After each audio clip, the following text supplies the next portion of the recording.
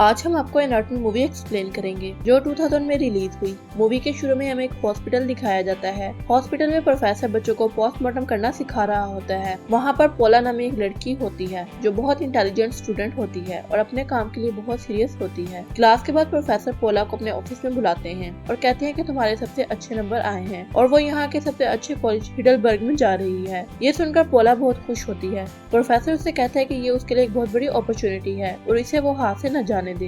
ये सब सुनकर पोला सीधा अपने ग्रैंडफादर के पास जाती है और उन्हें हिडलबर्ग जाने के मुतालिक बताती है। ये सुनकर उसके ग्रैंडफादर बहुत खुश होते हैं और उसे कहते हैं कि वो भी हिडलबर्ग में प्रोफेसर रह चुके हैं। और इसके बाद पोला अपने फादर के पास जाती है। उसके फादर एक क्लिनिक चलाते हैं। वो अपने फादर से हिडलबर्ग जाने के बारे में पूछती है तो उसके फादर साफ इनकार कर देते हैं। ये सुनकर पोला बहुत सैड हो जाती है। उसके बाद हमें मूवी में हिडलबर्ग का एक रूम दिखाया जाता है जहाँ दो सर्जन ने एक आदमी को टेबल पर लिटाया हुआ होता है। जब उस आदमी की आंखें खुलती हैं तो वो दोनों सर्जन उसका पेट फाड़ रहे होते हैं जिससे उसकी मौत वाक़या हो जाती है। अगली सुबह पोला ट्रेन में हिडलबर्ग जाने के लिए निकल जाती है। उसे ट्रेन में उसके क्लासमेट्स ग्रेचन मिलती है। ग्रेचन भी हिडलबर्ग के लिए सिलेक्ट हो गई थी। इतनी देर में उनके सामने खड़े एक लड़के को हार्ट अटैक आता है और वो जमीन पर गिर जाता है। पोला उसे ऑक्सीजन देकर उसकी जान बचा लेती है और फिर उन दोनों की दोस्ती हो जाती है। वो पोला का शुक्रिया भी अदा करता है। उसके बाद वो लोग अपनी यूनिवर्सिटी पहुंच जाते हैं। ग्रेचन और पोला एक रूम शेयर करती हैं। फिर इन दोनों को एक रूम में बुलाया जाता है। एक तीसरी लड़की भी वहाँ मौजूद होती है। उसे भी वहाँ बुलाया गया था। उस रूम में लाश पड़ी हुई होती है। वो देखती है कि एक लाश अपने आप हिल रही है। ये देखकर वो बहुत डर जाती है। पोला उस लाश के पास जाती है और लाश के ऊपर से कपड़ा हटाती है। कपड़ा हटाने पर उसे पता चलता है कि उस लाश का सर ही नहीं है। वो लाश के नीचे देखती है। एक तार लाश के नीचे से जा रही होती है। वो इस तार को फॉलो करते हुए एक रूम में जा पहुँचती है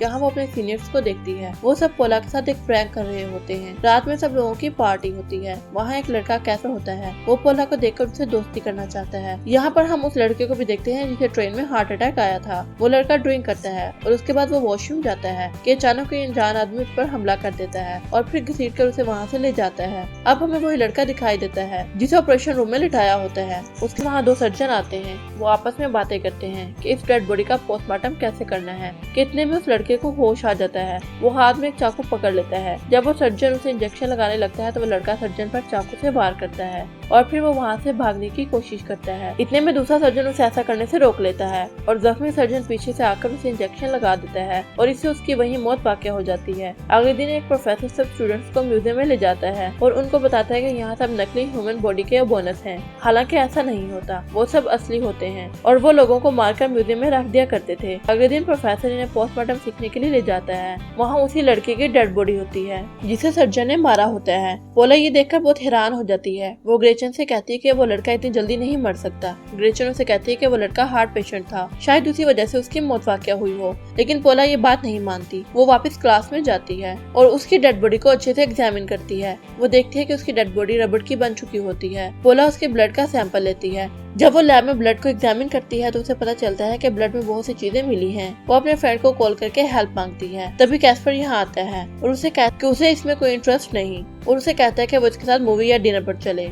उसके बाद पोला डेड बॉडी के टिश्यूज का सैंपल लेने जाती है। वो जांच पड़ताल के लिए सैंपल अपने दोस्त को देना चाहती थी। वो सैंपल ले रही होती है कि पोला की नजर डेड बॉडी के पाँव पर पड़ती है जिस पर AAA लिखा होता है। तभी वहाँ एक टीचर आ जाता है। वो पोला से पूछता है कि वो यहाँ क्या कर रही है। पोला से कहती है कि वो यहाँ एक सैंपल लेने आई है और प्रोफेसर ने उसे यहाँ भेजा है। इसके बाद पोला वहाँ से चली जाती है। वो टीचर किसी को कॉल करके बुलाता है। वो टीचर किसी को कॉल करके बताता है कि पोला उस डेड बॉडी के बारे में पूछगिछ कर रही है। पोला जब वहाँ से निकलती है तो उसे बाहर कैस्पर मिलता है। कैस्पर वहाँ उसे बताता है कि वो उसे लाइक करता है। फिर नेक्स्ट डे सब लोग स्विमिंग के लिए जाते हैं। वहाँ ग्रेचन पोला को अपने न्यू बॉयफ्रेंड हैन के बारे में बताती है। वो पोला को बताती है कि हैन उसकी हर बात मानता है। तब कैस्पर वहाँ आता है और पोला को अपने साथ ले जाता है और उसे किस करता है जिससे पोला बहुत अनकंफर्टेबल हो जाती है। वो अपनी साइकिल पकड़ती है और वहाँ से चली जाती है। फिर कुछ टाइम बाद पोला और ग्रेचन लाइब्रेरी जाते हैं। वहाँ पोला ग्रेचन को बताती है कि उसने उस लड़के के पाँव पर AAA के निशान देखे थे। AAA एक सीक्रेट सोसाइटी होती है जहाँ पुराने जमाने में जिंदा लोगों को मारकर उनकी डेड बॉडी से एक मॉडल बनाया जाता है।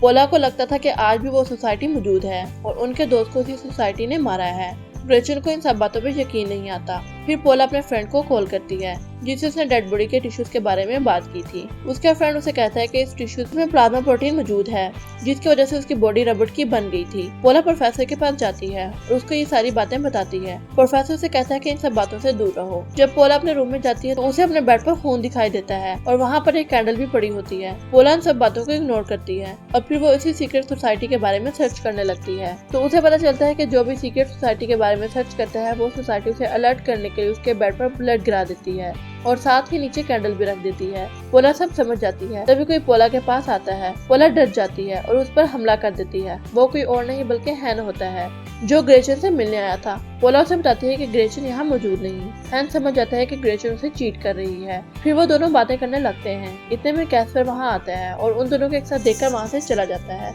वो समझता है कि पोला उसे धोखा दे रही है। पोला हैन को वहाँ से जाने को कहती है। इधर ग्रेचन एक दूसरे लड़के के साथ इंटीमेट हो रही होती है कि वहाँ हैन आ जाता है। हैन गुस्से में आकर ग्रेचन पर वार करता है और फिर उसको इंजेक्शन लगाता है, जिससे ग्रेचन की डेड बॉडी रबड़ की बन जाती है, जिससे पता चलता है कि हैन भी सीक्रेट सोसाइटी के लिए काम करता है। फिर वो ग्रेचन की डेड बॉडी को फ्रीजर में रख देता है। इतने में वहाँ क्लीनिंग लेडी आ जाती है। हैन सोचता है कि अगर किसी ने उस लड़की की डेड बॉडी देख ली तो उसे फौरन पहचान लेंगे, इसलिए हैन ग्रेचन का सर काट कर अलग कर देता है। उधर पोला ऑपरेटिंग रूम में जाती है। वो एक जर्नल चुरा लेती है जिसमें एंट्रीज लिखी हुई होती हैं। वो जर्नल को लेकर लाइब्रेरी जाती है और ये पता करने की कोशिश करती है कि उस लड़के को यहाँ कौन लाया था। इस जर्नल में उस सीक्रेट सोसाइटी का नाम लिखा होता है। हैन पोला के पास आता है और उसे एक रुमाल पकड़ाता है। उस रुमाल में ग्रेचन की कटी हुई उंगली रखी होती है। वो पोला से कहता है कि वो भी सीक्रेट सोसाइटी का मेंबर है, जो भी उनके रास्ते में आएगा उसका यही हाल होगा। ये सुनकर पोला बहुत गुस्सा करती है और फिर हैन वहाँ से चला जाता है। फिर पोला हेल्प मांगने पुलिस के पास जाती है। वो सब पोला पर हंसने लगते हैं और कहते हैं कि सीक्रेट सोसाइटी यहाँ पर नहीं है। फिर वो हैन को बुलाने पर एनाटॉमी रूम में जाती है। हैन उसे ये सब बताता है, लेकिन पोला इसकी बात नहीं मानती। वो उसे बॉडी दिखाता है। पोला ये सब देखकर बहुत डर जाती है और वहाँ से भागने लगती है। हैन उसके पीछे भागने लगता है। पोला बेसमेंट में जा पहुंचती है। वहाँ उसे वही सिरिंज मिलती है। तभी प्रोफेसर वहाँ आता है और उसे रिलैक्स होने को कहता है। प्रोफेसर उसे बताते हैं कि सीक्रेट सोसाइटी के मेंबर उसके लिए काम करते हैं। वो सब जिंदा इंसानों को स्पेसिमेन बनाते हैं। वो उसे बताता है कि उसके ग्रैंडफादर भी उसी के मेंबर रह चुके हैं और उन्होंने इस सोसाइटी के लिए बहुत काम किया है। ये सब सुनकर पोला अपने ग्रैंडफादर से मिलने जाती है, लेकिन वहाँ उसके फादर आते हैं और उसे बताते हैं कि उसके ग्रैंडफादर अब इस दुनिया में नहीं रहे।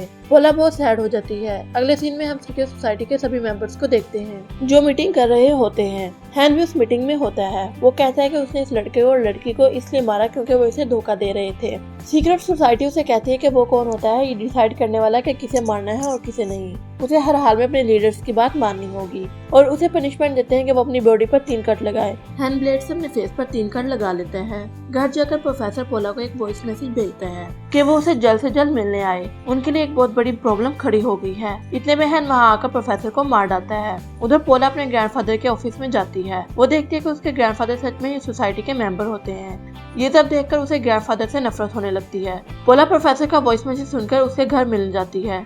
दरवाजे पर उसे एक लेटर मिलता है जिसमें लिखा होता है कि आज रात 8 बजे स्पेसिमेन रूम में उससे मिलने आए। पोला कैस्पर के पास जाकर बहुत रोती है क्योंकि उसने अपने दोस्त और ग्रैंडफादर को खो दिया था।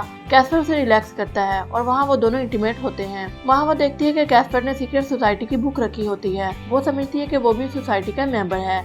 वो कैस्पर पर हमला करके वहाँ से भाग जाती है और फिर रात को वो स्पेसिमेन रूम में जाती है जहाँ हैन ने धोखे से उसे बुलाया होता है। वो उसे ग्रेचन की बॉडी दिखाता है। तभी पोला वहाँ से भागने लगती है, लेकिन हैन उसे पकड़ लेता है।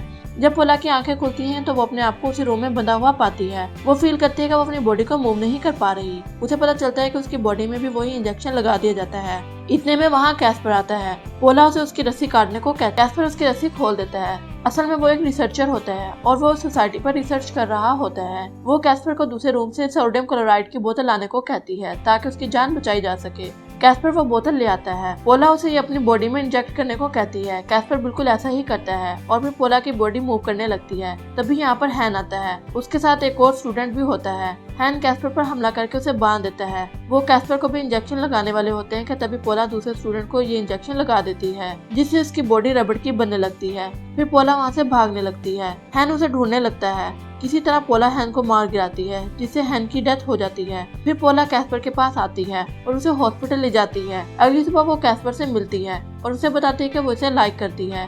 फिर अगले सीन में हमें 2 स्टूडेंट्स दिखाए जाते हैं जो एनाटॉमी रूम में आते हैं और कहते हैं कि अब वो सीक्रेट सोसाइटी का काम करेंगे। उसके साथ ही मूवी खत्म हो जाती है। उम्मीद है आपको मूवी की एक्सप्लेनेशन पसंद आई होगी। एक्सप्लेनेशन पसंद आई हो तो वीडियो को लाइक करें और चैनल को सब्सक्राइब करें। मिलते हैं नेक्स्ट वीडियो के साथ, तब तक के लिए गुड बाय।